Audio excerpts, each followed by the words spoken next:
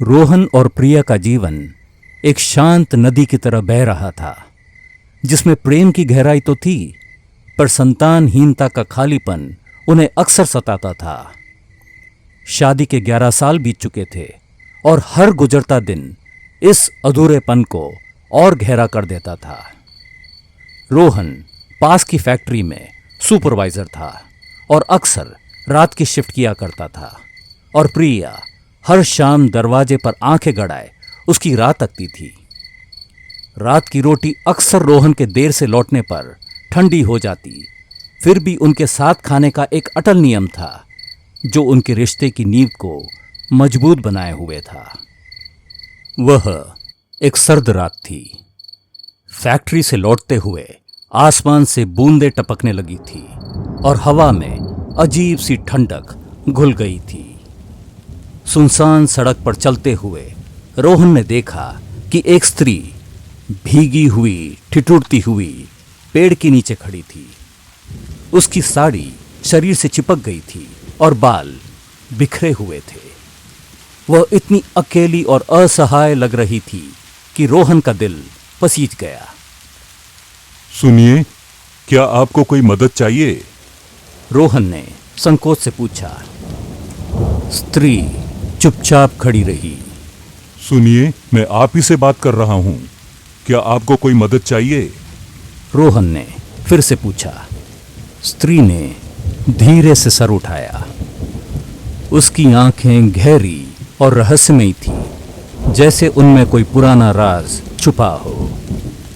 हाँ, उसने जवाब दिया।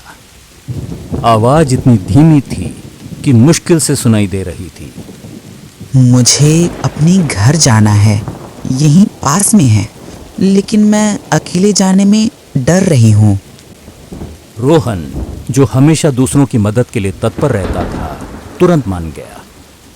चलिए, मैं आपको छोड़ देता हूं। वे दोनों बारिश में चलते रहे। चलते चलते पता ही नहीं चला कि कितना समय गुजर गया। इतनी रात को आप अकेली? रोहन ने पूछा। स्त्री ने इसका जवाब नहीं दिया, उल्टा प्रश्न पूछ डाला। आप कहाँ से आ रहे हैं? मैं पास ही की प्लास्टिक फैक्ट्री में सुपरवाइजर का काम करता हूं। आज काम करते करते थोड़ी देर हो गई। चलो, अच्छा हुआ, इसी बहाने आपको घर छोड़ने का मौका मिल गया। परंतु आपने अपना नाम नहीं बताया। रोहन ने पूछा। माया, मेरा यही नाम है। स्त्री बोली। दोनों कुछ देर चुपचाप चलते रहे। बरसात अब तेज होने लगी थी। बड़ी बड़ी बूंदों के बीच देखना कठिन हो रहा था। रोहन अपनी आंखों पर हथेली रखकर देखने की कोशिश कर रहा था। माया जैसे अपनी ही दुनिया में खोई हुई थी। अचानक इशारा करते हुए वह बोली, वो रहा मेरा घर। माया ने जिस घर की ओर इशारा किया वह कोई साधारण घर नहीं था। वह एक विशाल पुराना महल था, जिसके चारों ओर झाड़ियां उगाई थी और दीवारें काई से ढकी थीं।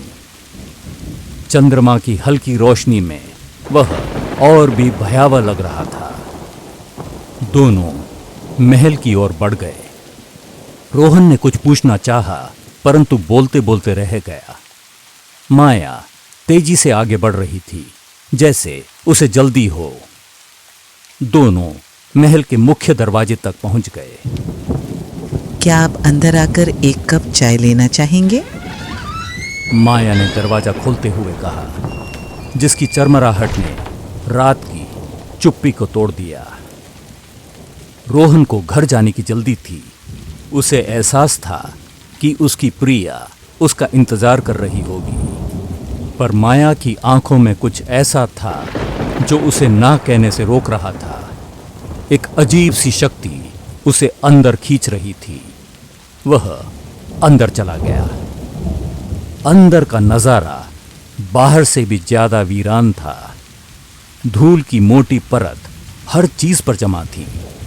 पुराने फर्नीचर, कहीं कहीं पर मकड़ी के जाल और हवा में घुटन भरी नमी।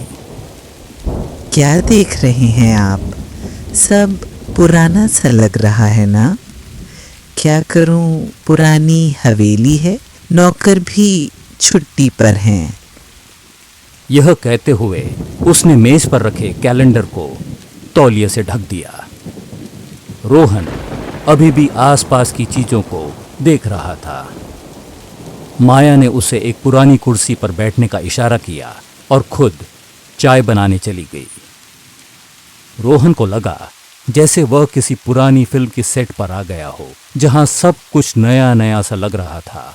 वहीं उसके मन में एक अजीब सी जिज्ञासा थी। इसी बीच बारिश अब तेजी से हो रही थी। बिजली की कड़कड़ाहट में पूरा मंजर और भी डरावना हो चला था। रोहन को लगा जैसे वह किसी पुरानी फिल्म के सेट पर आ गया हो, जहां सब कुछ नया नया सा लग रहा था। वहीं उसके मन में एक अजीब सी जिज्ञासा थी।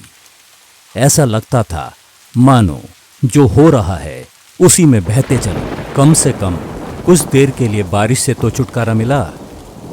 तभी उसका ध्यान उस कैलेंडर पर पड़ा जिसे माया ने टॉवेल से ढक दिया था। रोहन टेबल की ओर बढ़ा और जैसे ही उसने टॉवेल को हाथ लगाया कि तभी माया एक कप चाय लेकर आ गई। चाय की महक अजीब थी, कुछ जानी पहचानी, कुछ अनजानी। चाय को मेज पर रखते हुए वह बोली, शक्कर कितने चम्मच? रोहन ने हड़बड़ाते हुए जवाब दिया, जी 3 चम्मच। माया ने शक्कर मिलाई और चाय का कप रोहन को दे दिया। पहला घूंट पीते ही रोहन को लगा जैसे उसके शरीर में अजीब सी सिहरन दौड़ गई हो। उसकी पलकें भारी होने लगी और दुनिया घूमती हुई सी महसूस हुई। माया मुस्कुरा रही थी। उसकी मुस्कान अब और भी ज्यादा रहस्यमयी लग रही थी। रोहन को लगा जैसे वह एक गहरी खाई में गिर रहा हो। अपने आप को संभालते हुए वह बोला, और आपकी चाय? नहीं, मैं चाय नहीं पीती। माया एकटक रोहन की आंखों में देख रही थी। रोहन ने नजरें चुरा ली और जैसे तैसे उसने चाय पी डाली। कप को मेज पर रखते हुए वह बोला, चलिए अब मैं चलता हूं। चाय के लिए आपका बहुत धन्यवाद। यह बोलते हुए वह उठ खड़ा हुआ। अरे, आप तो पूरे भीग गए हैं। रुकिए, मैं आपके लिए तौलिया ले आती हूँ। यह कहते हुए माया अंदर चली गई। रोहन वाकई में पूरा भीग गया था। तभी उसका ध्यान एक बार फिर मेज पर रखे उस टॉवेल पर गया जिसे माया ने कैलेंडर पर ढका था। वह मेज की तरफ बढ़ा और टॉवेल हाथ में ले लिया। कैलेंडर अब भी वहीं रखा था। पर यह क्या, 1870 का कैलेंडर? कैलेंडर दिनांक 30 नवंबर 1870 का था। पर यह कैसे हो सकता है, इतना पुराना? तभी दीवार पर लगी घड़ी ने दस्तक दी। रात के 2 बज रहे थे। परंतु यह कैसे हो सकता है? रोहन ने सोचा। वह रात के 11:30 बजे फैक्ट्री से निकला था। इतनी देर कैसे हो सकती है? यह सब क्या हो रहा था? रोहन परेशान होने लगा। बारिश ने अब जोर पकड़ लिया था। तभी माया तौलिया लेकर लौटी। तौलिया देते हुए वह बोली, अगर आज आप न मिलते तो न जाने क्या हो जाता। आइए, आप हाथ मुंह पोंछ लें। ये कुछ कपड़े हैं, आप पहन लें। भीगे रहना आपके लिए अच्छा नहीं। यह कहते हुए उसने रोहन का हाथ पकड़ लिया और उसे अपने साथ पास के कमरे में ले गई, जिसके भीतर एक छोटा कमरा था। रोहन ने देखा इस कमरे की खिड़कियां बड़ी थी और उन पर कढ़ाई किए हुए पर्दे हवा में झूल रहे थे। रोहन अपने आप को खोता जा रहा था। उसे लग रहा था जैसे वह माया के माया जाल में फंसता जा रहा हो। एक बार फिर अपने आप को संभालते हुए उसने कहा, जी अब मुझे चलना चाहिए। माया, जो अब तक कमरे के दरवाजे पर खड़ी थी, मुड़ी। उसके चेहरे पर अजीब सी मुस्कान थी। रोहन बाबू, जीवन समय का खेल है। घड़ी रुक भी जाए तो समय नहीं रुकता। खैर, जो दिखता है वो हमेशा सच नहीं होता, और जो नहीं दिखता वो कई बार जीवन का सबसे बड़ा सत्य होता है। यह कहती हुई माया कमरे के एक कोने में चली गई। उसके कदमों की आवाज अब भी हवा में गूंज रही थी। रोहन एकटक उसे देखता रह गया, जैसे हर शब्द उसके मन में गहराई तक उतर गए हो। रोहन ने महसूस किया कि उसके चारों ओर की चीजें धुंधली हो रही थी और उसके हाथ पांव जैसे जकड़ गए थे। दिल की धड़कन तेज हो गई थी। हवा में पर्दे हल्के हल्के झूल रहे थे और बारिश की बूंदें अब खिड़कियों पर थपथपा रही थी। माया की छवि धीरे धीरे धुंधली होती चली गई, पर उसके शब्द अब भी रोहन के कानों में गूंज रहे थे। रोहन बाबू, जीवन समय का खेल है। रोहन की आंखें उस धुंधली छवि को खोजती रही, पर जैसे वह खोती जा रही थी। पर तभी घोर अंधेरे ने रोहन को अपने आगोश में ले लिया।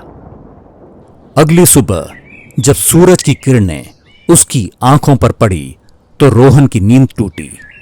उसने आंखें खोली और खुद को किसी टूटे हुए खंडरनुमा हवेली के पास लेटा हुआ पाया। यह वही महल था जो सालों से वीरान पड़ा था और जिसके बारे में कहानियां थी कि वहां अदृश्य शक्तियों का वास है। रोहन बाबू, उसका सिर अब भी घूम रहा था और पिछली रात की घटनाएं धुंधली यादों की तरह कौंध रही थी। महल, माया, चाय, सब कुछ एक सपने जैसा लग रहा था, पर इतना सजीव कि उसे असली होने का भ्रम हो रहा था। तभी रोहन ने एहसास किया कि जो कुछ भी पिछली रात हुआ था वह इस दुनिया का नहीं था। वह किसी और आयाम का अनुभव था, एक माया जाल जिसने उसे अपनी ओर खींचा था। तभी उसे प्रिया का चेहरा याद आया, उसकी मासूमियत, उसका निस्वार्थ प्रेम। रोहन को अपनी भूल का एहसास हुआ। वह कितनी बड़ी गलती करने जा रहा था। जैसे तैसे अपने आप को खड़ा कर उसने खंडर महल से दूर भागना शुरू किया। उसकी आत्मा भय और पश्चाताप से कांप रही थी। उस दिन उसने प्रण लिया कि वह अपनी प्रिया के सिवाय कभी किसी और स्त्री के प्रति आकर्षित नहीं होगा। उसका प्रेम ही उसकी सबसे बड़ी दौलत है और वह उसे किसी भी कीमत पर खोना नहीं चाहता था। वह अपनी प्रिया के पास भागा, उस घर की ओर जहां उसका सच्चा प्यार और सुकून था। जब वह घर पहुंचा, प्रिया दरवाजे पर खड़ी उसका इंतजार कर रही थी, जैसे कि हर रात करती थी। उसकी आंखों में प्यार और चिंता साफ झलक रही थी। रोहन ने उसे कसकर गले लगा लिया और उस पल उसे लगा कि उसने जीवन की सबसे बड़ी सच्चाई को पा लिया है।